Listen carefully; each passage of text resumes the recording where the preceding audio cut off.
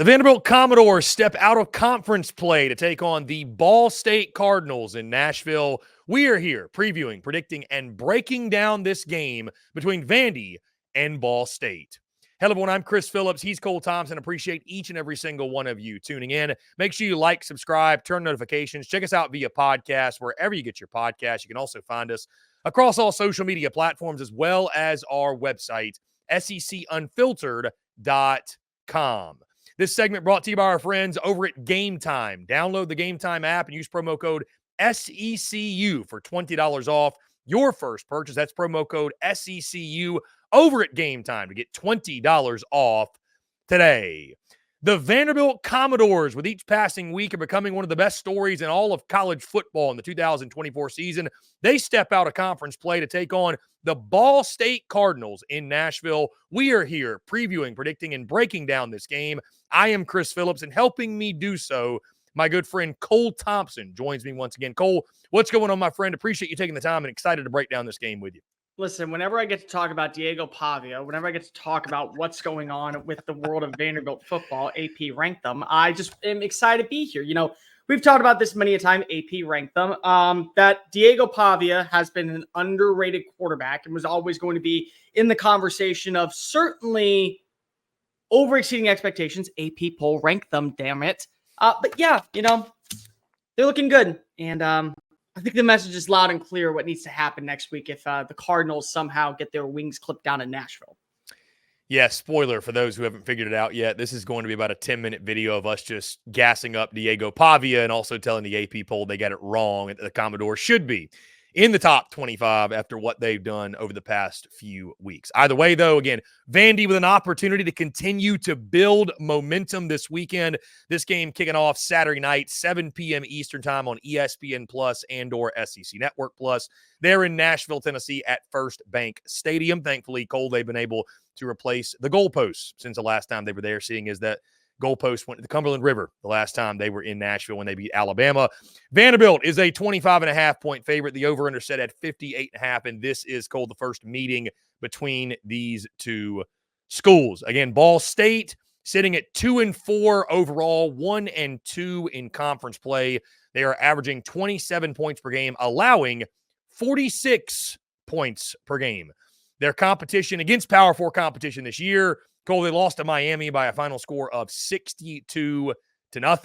Other results include, which they actually won their last game, beat Kent State, who is, I'm pretty sure, the worst team in all of college football. Probably. 37-35 was the final in that one, to give you an idea of where Ball State is. Again, they've lost games against Western Michigan, 45-42, at James Madison, 63-7.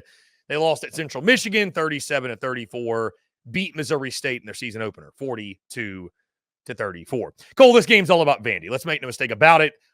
Interesting kind of non-conference matchup, middle of the year, when most teams are obviously in conference play. You have the occasional non-conference game that's littered throughout. Say a lot of teams, you know, we call it Cupcake Saturday. It'll be later in the year for them. So every other SEC team, virtually every single other one, is going to get a game like this. But for Vanderbilt, I almost think, Cole, it falls at a really good spot because, again, your last couple weeks, they've been such these emotional highs of beating number one Alabama. Then you go to Kentucky, and I thought it wasn't more impressive, obviously, than beating the Crimson Tide, but it was a different challenge to go into Lexington, you know, a place that is difficult to win, especially at night. In Kentucky, a solid team this year, especially defensively, but to find a way to win and, more importantly, be focused and locked on the task at hand.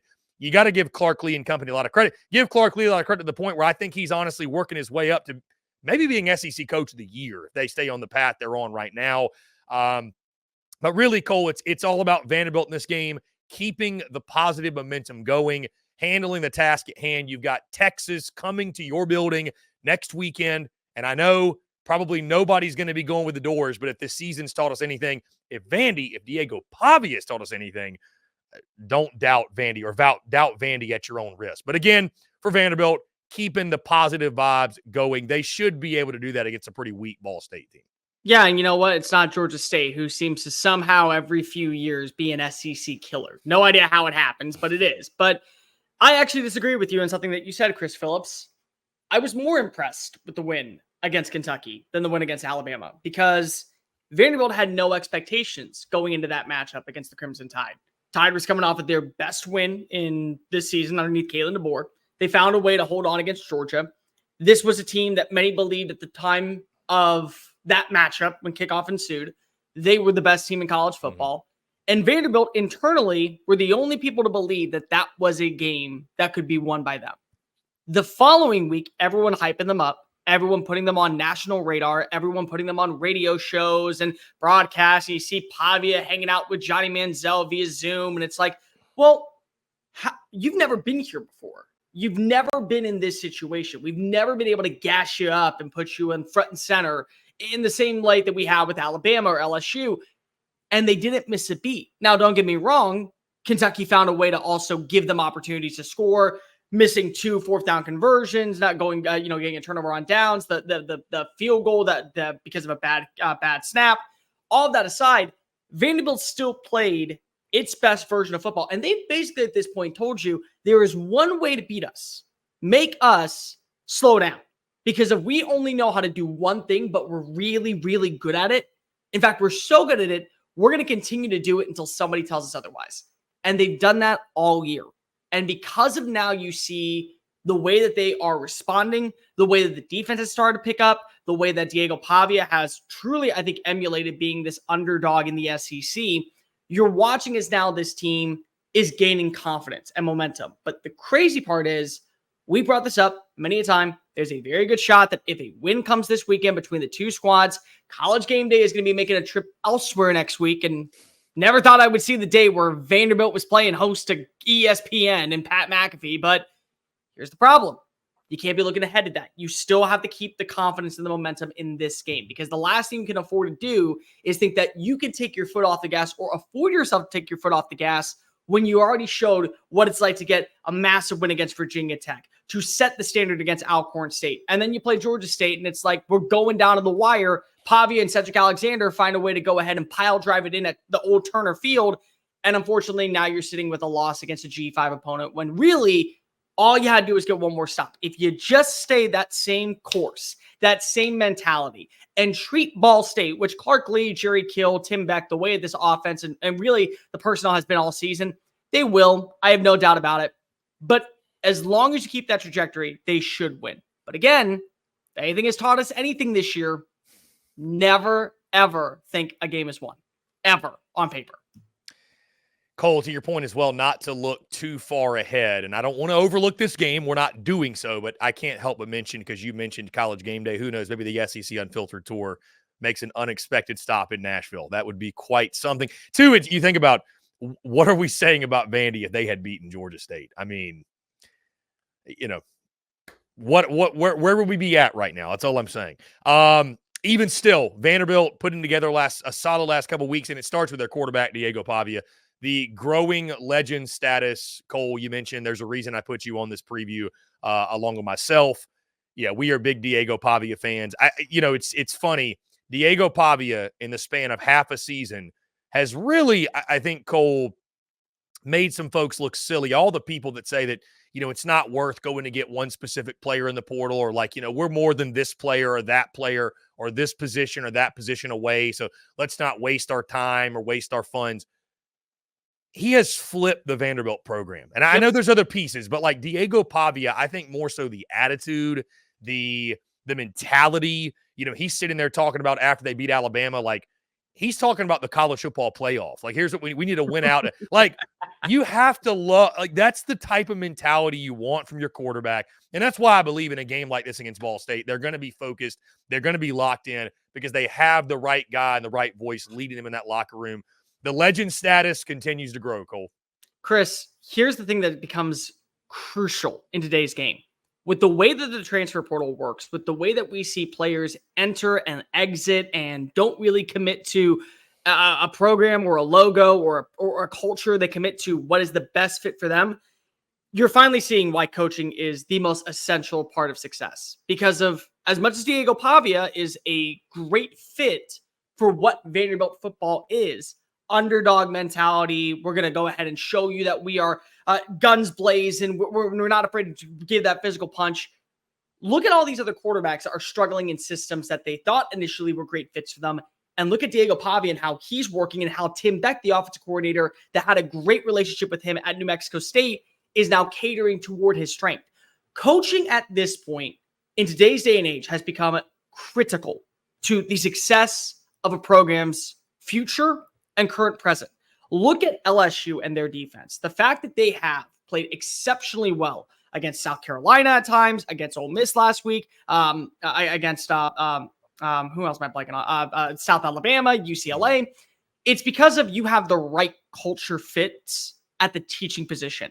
So coaching really matters, and it's a good fit for Diego Pavia because of that relationship that you see between these two is only going to continue to grow. And once you get that down, confidence starts to build. And once you get confidence, you feel like you can take on the world and nobody's going to stand in your way, including #1 teams that you could face in the same in the same span of 28 days and take them both down in your backyard.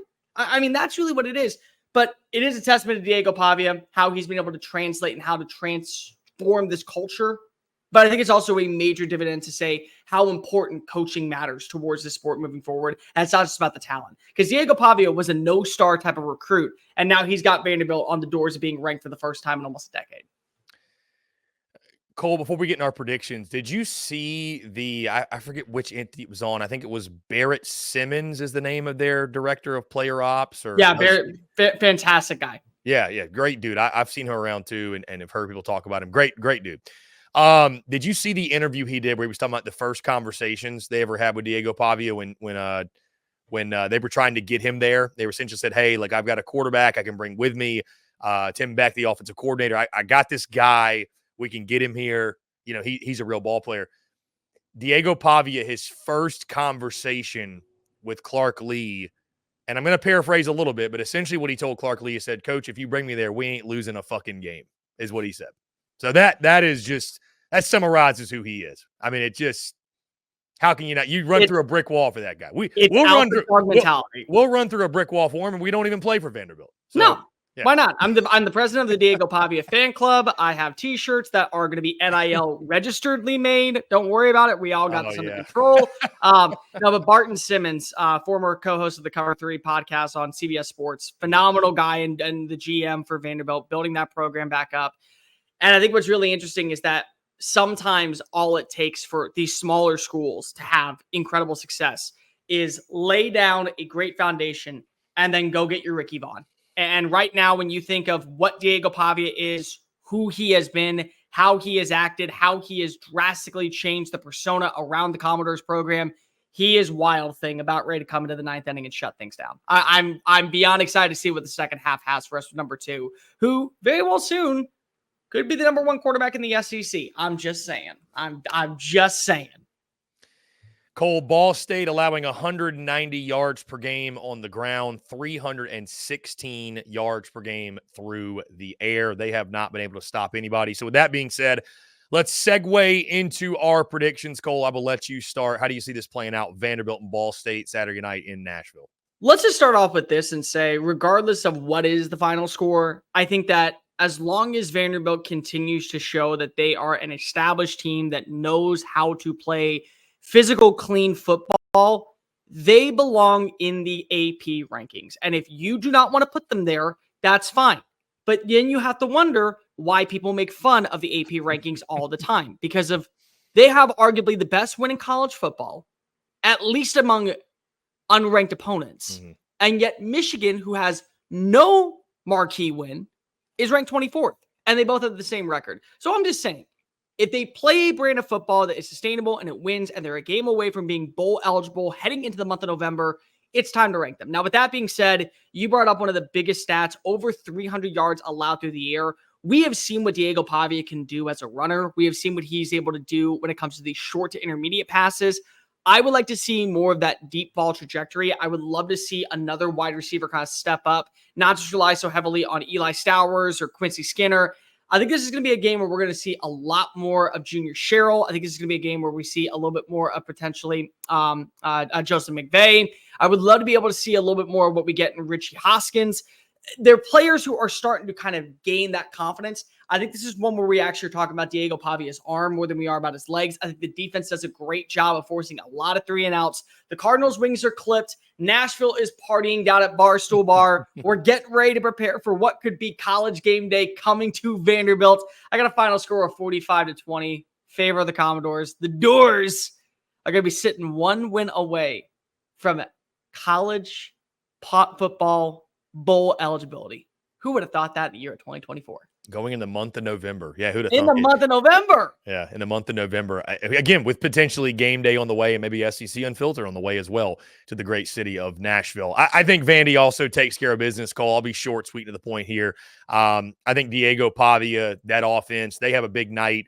Again, Ball State, they have played one team that is, I believe, Power 4 competition. They were at Miami. They lost 62-0.